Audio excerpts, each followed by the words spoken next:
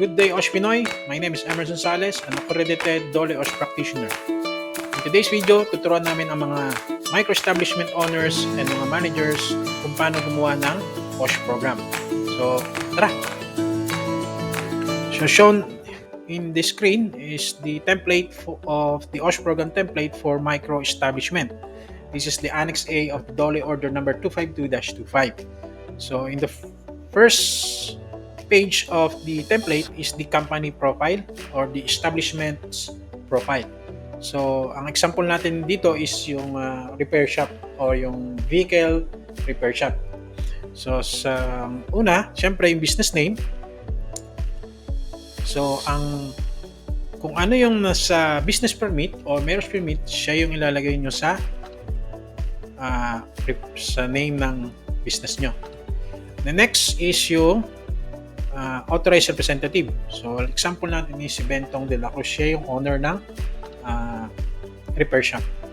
Then, sa complete address, so, kung ano yung nasa business permit o marriage permit nyo or DTI, etc., siya rin yung ilalagay mo sa complete address.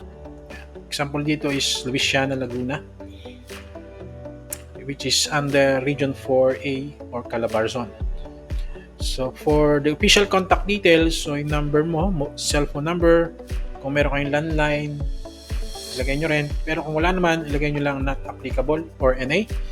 And then yung website address nyo o yung URL. Kung meron naman, ilagay nyo yung website address. Kung wala, NA.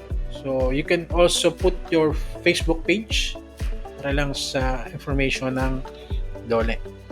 Next is yung employees and workers details. So, yung number or quantity ng mga workers mo. So, for example, dito sa repair shop ni Bentong is meron tayong total of 5. Then, we assume that meron lang siyang 4 na male na mechanic and 1 cashier. Yan. Then, dito, lalagay nyo rin kung ilan kung meron kayong worker na mayroong disability o PWD. Then, kung wala naman, siyempre, ilagay nyo lang NA. So, pwede rin yung ilagay din yung kung meron kayong worker na senior citizen. So, dito, nilagay ko lang na meron tayong isa, which is yung isang senior mechanic nyo. Medyo tanda na pero maasahan. Sa business classification, yan. So, base ito sa Philippine Standard Industrial Classification. So, dito yan galing. So, usually naman, nakikita nyo rin yan sa business permit nyo. Okay. So, since this is a motorcycle repair shop based sa PSIC, it is under the maintenance and repair of motor vehicles. So, since it is not a manufacturing industry, so NA lang siya. Then, dito, if service activity, so service type, lagay nyo lang siya, of course, yung repair of motor vehicle. Then sa risk classification, meron tayong tatlo, low, medium, and high. Ititik nyo lang o i-check kung anong under siya na risk classification. This is based on high rank. Or, pwede nyo ring consider yung definition ng high risk. The definition of high risk under Section 3 of Republic Act or the Dole Order number 252-25, yung letter K, defines what a high-risk establishment and ano yung mga potential workplaces na may high risk. So, yan. So, itong mga ito is meron siyang probability na magkaroon ng major accident na mag-result sa death, disability, or major illness. So, since this is yung repair shop is wala dito, so we consider it as a medium risk classification. So, yan. This is the company profile or establishment profile. So, tapos na. Madali lang, di ba? Next item is yung company's commitment o yung management commitment. So, meron na siyang template. Ito na siya. Yan. So, yan. So, since pangalan niya is Si Bentong de la Cruz yung owner. So, basahin nyo lang siya. Do hereby commit to comply with the requirements of Republic Act 11058, the DOLE Order number 252-25, and the OSH Standards Order yung Yellow Book. Then, you are acknowledging. So, I. Ganyan lang dyan. Since ikaw lang pinakang owner nito. So, I acknowledge our obligations and responsibilities to our employees in the implementation of this OSH program. Ayan. We will, among other related activities and requirements, yan. Ito na yung mga kinukumit mo. Siyempre, mag-allocate ka ng adequate funds for the OSH program, for the implementation of OSH program, like trainings, mga PPEs, and other safety controls to mitigate or reduce the hazards. So, establish a safe and healthy workplace. Yan, isa rin sa mga commitment mo. Ensure employee orientation and training on OSH on official time. So, magkakanda ka ng mga safety orientations and trainings dun sa mga employees mo with bayad yan. Yan, free and bayad. Then, disseminate awareness program on safety and health. So, dapat inform sila sa mga risks and hazards dun sa workplaces nila. And of course, you will provide personal protective equipment free of charge, like goggles, face masks, etc. Yeah. Then you are committing to conduct hazards identifications and risk assessment to protect your workers from illness and accidents. Yeah. And you are fully aware of the penalties and sanctions of OSH violations as provided by Republic Act 11058 and its revised implementing rules and regulations. So, lagay mo lang yung pangalan mo and sign, then put the date when you sign it. So, madali lang siya. So, ang gagawin mo lang dito is change the name. You understand your obligations and responsibilities. Then you commit to comply with the OSH policy. Then you sign it. Okay? The next item is yung General Safety and Health Programs na yung laman na mismo ng OSH program. Number 1 is yung hazards identification, risk assessment, and control. So dito, meron lang 2 items na sabi mo lang na hindi ka high risk or high risk ka. So since na-identify natin na yung motorcycle repair shop ni Bentong is hindi naman siya classified as risk, high risk, so check mo lang yung not involved in such activities and considered to be low to medium risk. Yan, madali lang. Since na-identify natin kanina na hindi siya high risk and medium risk lang siya. Next is yung OSH personnel. The OSH personnel of the establishment are as follows. So, meron ka dapat trained na safety officer. Since na-identify natin siya as medium risk, so hindi na natin need ng trained first aider. So, based dun sa Annex D, dun sa matrix ng DOLE Order number 252-25, under you are dito, services, professional service, or other micro, kung hindi siya kayo. So, walang first aider na requirements. Nakita nyo?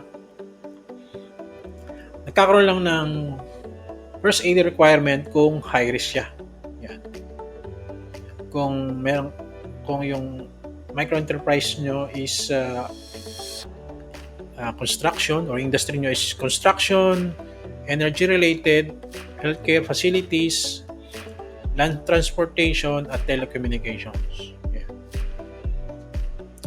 So sa safety officer, so kailangan mo lang ng training under the TAV or yung DOLE Technical Advisory Visit.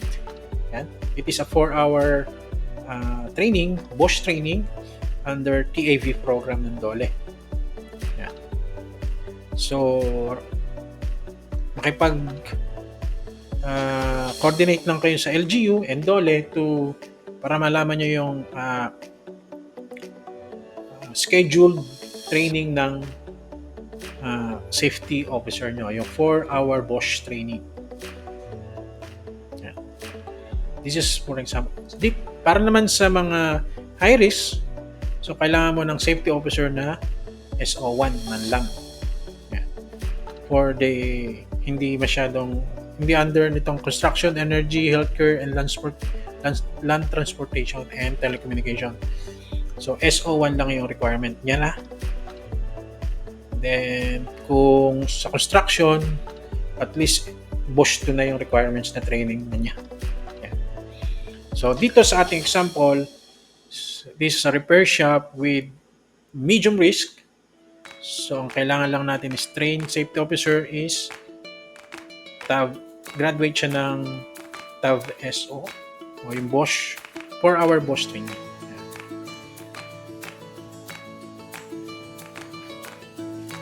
Dito, ayan, next item is yung OSH training na. So i-attach mo lang daw dito yung certificate of attendance nung safety officer nyo. So kung meron kang certificate, check mo lang dyan. Ito pala, since wala naman tayong requirement for a first aider, so uncheck nyo lang siya. Lagay nyo na lang is not applicable.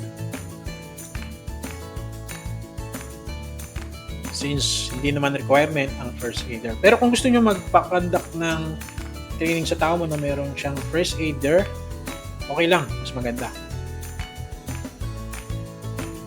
This is just a minimum requirements. So, kung gusto mong mas safe talaga yung mga workers mo at yung workplace mo, you can. Pwede rin yung safety officer mo is may karoon ng Bosch 2 or even safety officer 3 training. Yeah. Next is yung OSH orientation for workers. So ito, this is a mandatory safety training under DOLE Order number 252-25. So lahat dapat ng workers merong safety orientation. Yeah.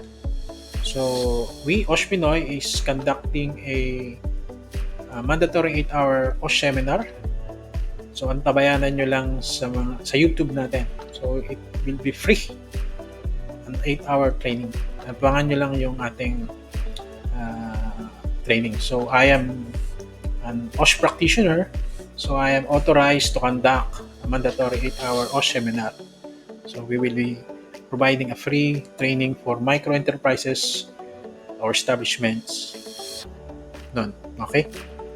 Abangan nyo lang. So, sa safety briefing, kung meron kayong special safety training for your other workers, include nyo lang. Aside from the basic orientation training. So, ano ba? Proper use of the equipment, proper use of yung paggagalaw-galaw ng mga pyesa-pyesa doon. Kaya. Then next, you must identify the hazards in your workplaces or your workplace. So for this example, pwede naman Tagalog. Ayan. So Tagalog ko na. So ito yung mga possible na pwedeng maging hazards nyo rin. Siyempre, una, ang nilagay ko is yung paglanghap ng usok ng tambutso at amoy ng mga chemical like gasolina, pintura at solvent o yung iba't iba pa. Number 2 is yung eye injury mula sa mga debris, sparks o chemical na tumaltalsik. Yan. Number 3 is sugat o hiwa sa kamay gawa ng mga tools nyo. Yan.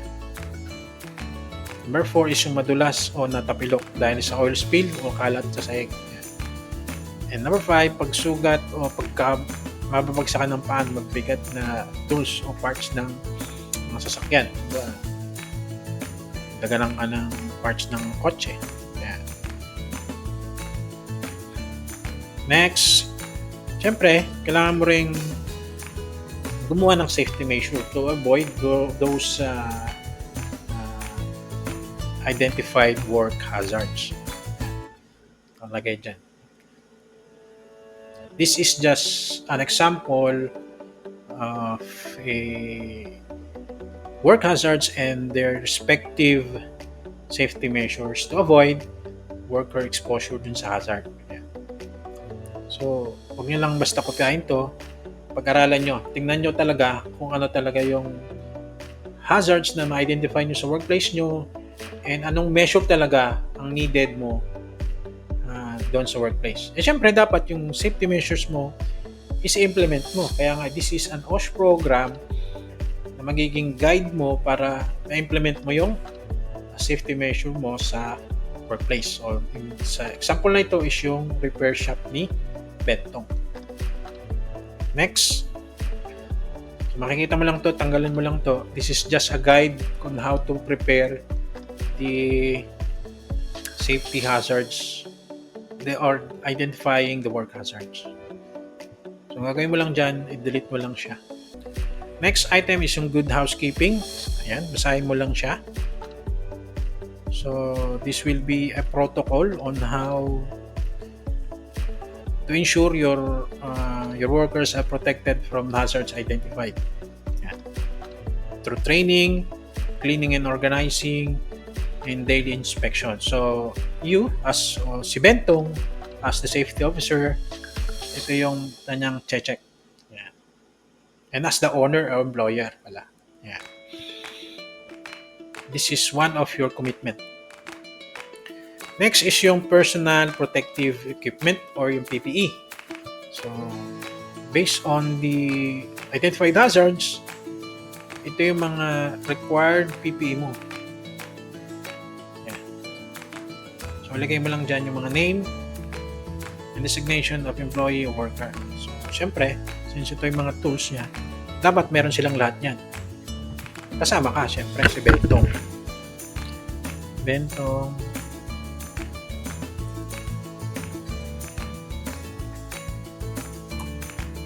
And other for mechanics. Lalagay mo rin dito yung expected equipment, durability and replacement schedule. So, yan. Lalagay siya. Safety goggles 12 months or sooner kapag na-scratch na siya. Huwag tayong magtipid dun sa PPE natin. Kung talagang sira na, palitan na natin, syempre. Okay? So, dito, ilalagay mo lang lahat ng pangalan ng mechanics mo o yung workers mo. Nagre-require ng ganitong mga PPE. Next is yung referral mechanism. So, this is parang for medical emergencies or medical consults, meron kang alam na hospital accredited ni PhilHealth o ng gobyerno na pwede mong puntahan para in case of emergency. So, in case of this, dito, since this is Louisiana, so makikita nyo yan dito sa PhilHealth. Yan. Dito sa hospitals and infirmaries and dispensaries. Yan.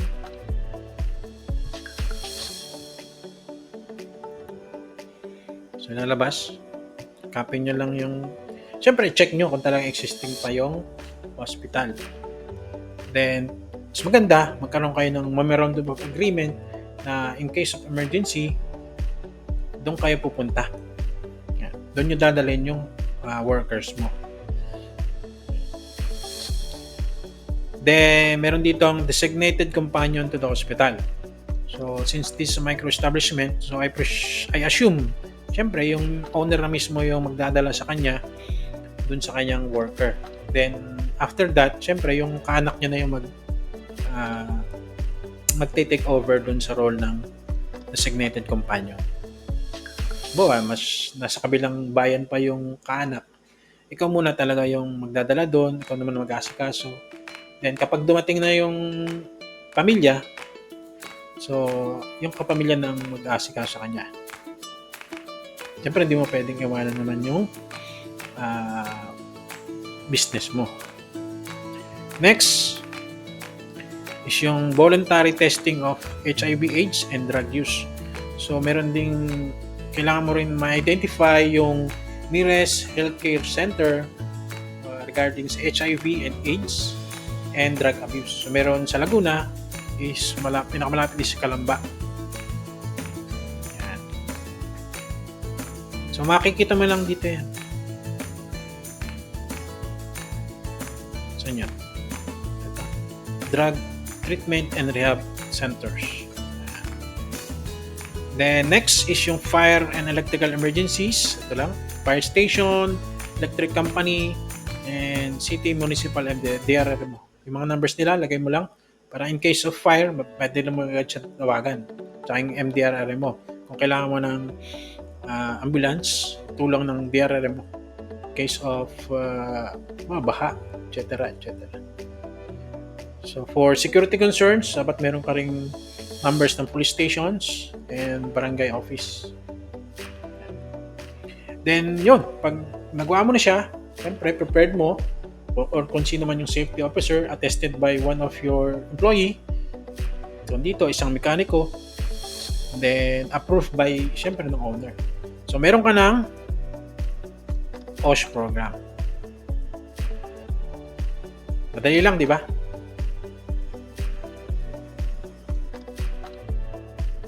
So this is how to create an OSH program for micro establishment. Naway meron kayong natutunan, and kung meron kayong tanong, i-comment nyo lang or message me, message OSH Pinoy, and pwede namin kayong tulungan. So, sige, salamat!